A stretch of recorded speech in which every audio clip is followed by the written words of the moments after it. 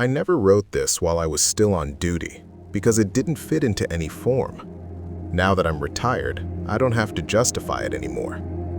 My name is Connor McEwen, and I worked 26 years as a ranger in the Six Rivers National Forest, assigned to the Orleans district. The winter shift was usually quiet, closed trails, few visitors, long and silent patrols. That January afternoon, I was sent to check a downed radio signal near Red Cap Creek. Nothing out of the ordinary. I walked alone, without a long gun, just my headlamp and standard gear. Old snow crunched under my boots, and the forest was so still that every sound felt amplified. About 300 meters from the creek, I felt something I can't fully explain. The certainty that I wasn't alone. Not fear yet, attention, like when someone is watching you behind. I found the antenna intact.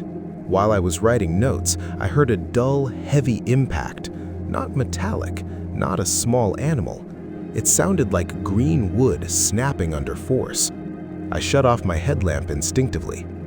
The sound came again, closer this time, followed by something worse. Heavy, deliberate footsteps that made no effort to stay hidden. It wasn't a bear. I had heard bears hundreds of times. This was walking upright. I moved uphill to get a better line of sight. Through the fir trees, I saw a shape moving between the trunks, tall, far too broad across the shoulders. It wasn't running. It advanced as if it knew exactly where I was. When I turned the light on for a second, the beam caught something covered in dark, wet-looking hair. Then it vanished with a quick movement, as if the forest itself had swallowed it. That's when the attack happened, brief but decisive. A stone the size of a helmet struck less than 2 meters from me, burying itself in the snow with a force that froze my blood. It wasn't a clumsy throw, it was precise, a warning. I backed away slowly, without turning my back. I heard a deep, guttural exhalation behind the trees. It wasn't a roar, it was breathing. That's when the fear arrived, raw, professionally unacceptable, but real. My radio wasn't working. I chose to withdraw. The footsteps followed me for at least 100 meters. It didn't speed up when I did. It didn't get closer. It was escorting me out of that section. When the terrain opened up and the forest thinned, the sounds stopped abruptly. Absolute silence. The next day, I returned with 2 colleagues. We didn't find clear tracks, only branches broken more than 2 meters off the ground and a rock out of place on the slope. The official report reads unidentified activity. I'm writing this to make one thing clear. That night, I wasn't being chased to be hunted. I was being moved. And in Six Rivers, that's far more unsettling.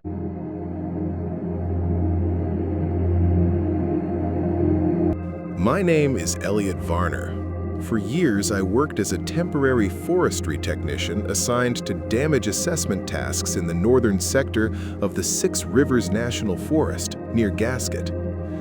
I wasn't an armed ranger or a wildlife researcher. My job was to measure, document, and go home. The incident happened in late spring during a post-storm inspection. I was assigned to check a section closed to the public due to minor landslides. I was alone, as usual, with a GPS unit, a camera, and a notebook. There were no special warnings that day. By mid-morning, I found something that didn't make sense. A small clearing where several bushes had been flattened in the same direction, as if something heavy had come down and stopped there. It wasn't a fallen tree.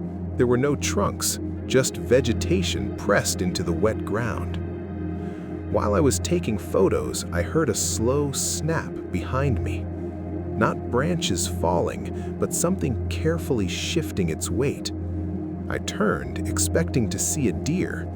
I saw nothing. The forest looked intact, but the silence thickened, as if the insects had vanished. I kept moving, following protocol. About 50 meters ahead, the trail narrowed between tall ferns. That's where I heard the breathing. Deep, rhythmic, very close.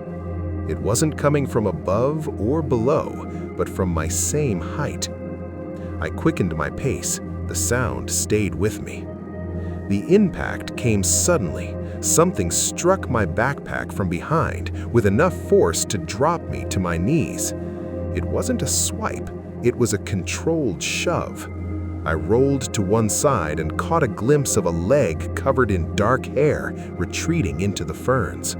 The height was unmistakable. There was no doubt it was upright.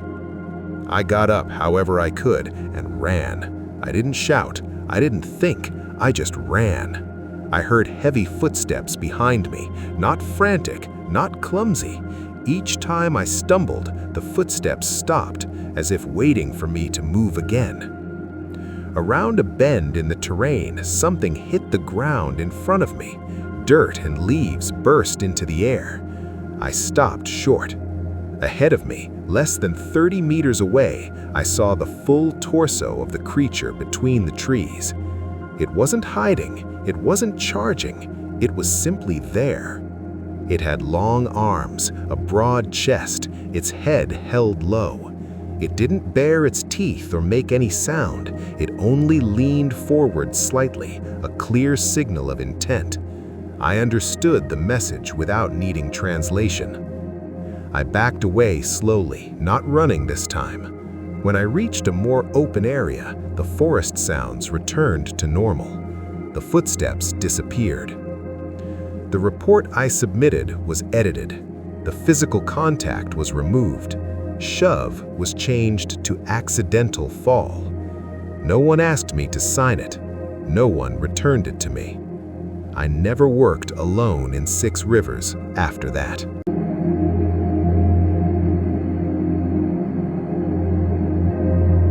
My name is Caleb Rourke, and at the time I was an active ranger in the 6 Rivers National Forest. That afternoon, I was patrolling a low trail near the Smith River.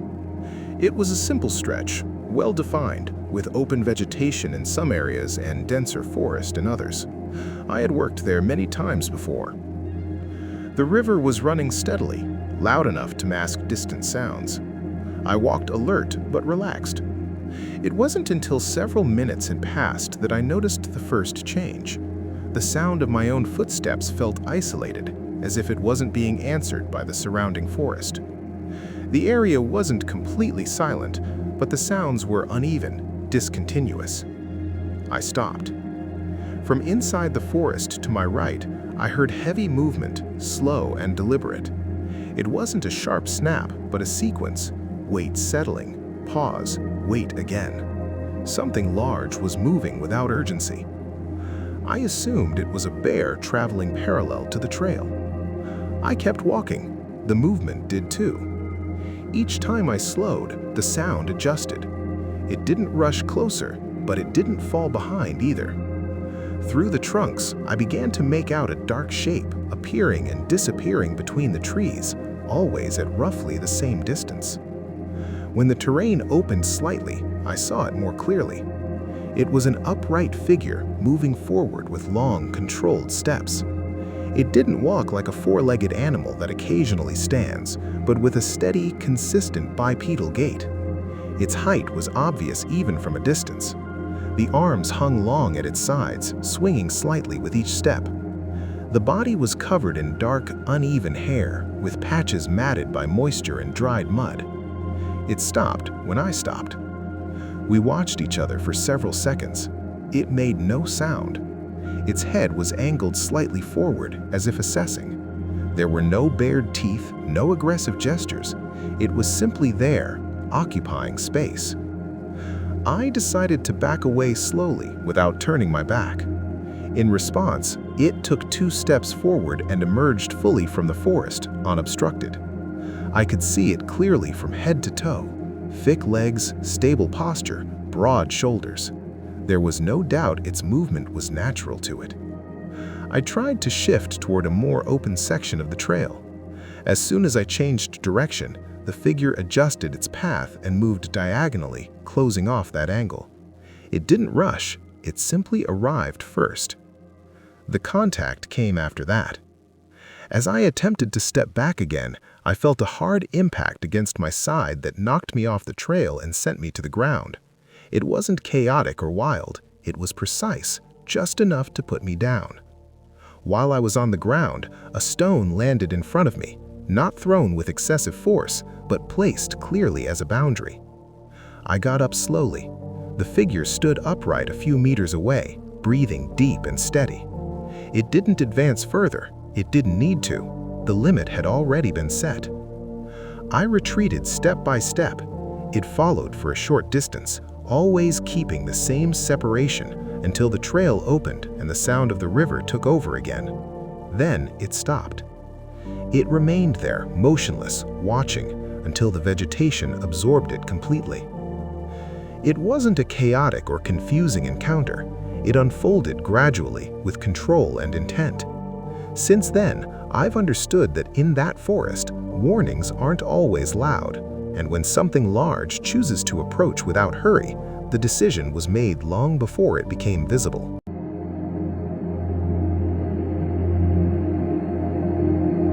My name is Rowan Kincaid, and for several years I worked night shifts maintaining forest roads in the Six Rivers National Forest. Most of the job was routine, checking drainage, clearing fallen branches, assessing damage after heavy rain. There was nothing heroic or mysterious about it. The night of the encounter, I was driving alone along Kelsey Spur near kilometer 12. It had been raining for days and the ground was soft. I moved slowly, watching for minor washouts or slides. That's when I noticed a series of depressions crossing the road. They weren't clear tracks, but they were deep and evenly spaced, as if something very heavy had walked across. I stopped the vehicle to take a closer look. I stepped out with a flashlight and saw that the marks continued up the left slope, disappearing into the trees. They didn't look fresh from hours earlier, but they weren't old either. As I crouched to examine them, I heard a distinct sound, slow footsteps on wet soil, not hurried, not erratic. I raised the light. About 25 meters away, between the trunks, I saw a figure standing upright. It wasn't crouched or hunched, it was simply there, watching. The height was significant, well over 2 meters, with a broad, heavy build. Its body was covered in dark hair, thinner across the chest and thicker on the arms and legs. The stance was balanced, fully bipedal. It wasn't a bear. The shape of the torso, the length of the arms, and the way it distributed its weight didn't match any animal I knew. The figure took a step forward, partially out of the tree line. I could see it clearly for several seconds, its full body visible. The head was large, without exaggerated features, the face indistinct due to distance and light. It made no sound, it didn't bare its teeth, it was simply present. I backed toward the truck slowly, without turning my back. When it saw me move, it advanced one more step and then stopped. It didn't rush me, it seemed to be measuring the space between us. When I opened the vehicle door, it threw a stone that struck the ground a few meters in front of the hood. It wasn't a wild throw, it was deliberate, enough to mark a boundary. At that point, I understood it didn't want me there. I got into the truck and started the engine. The figure walked toward the edge of the road, keeping pace with the vehicle for several seconds. Its movement was steady, unhurried. When I accelerated, it didn't follow. It stopped, remained upright, and watched until distance and darkness hid it from view.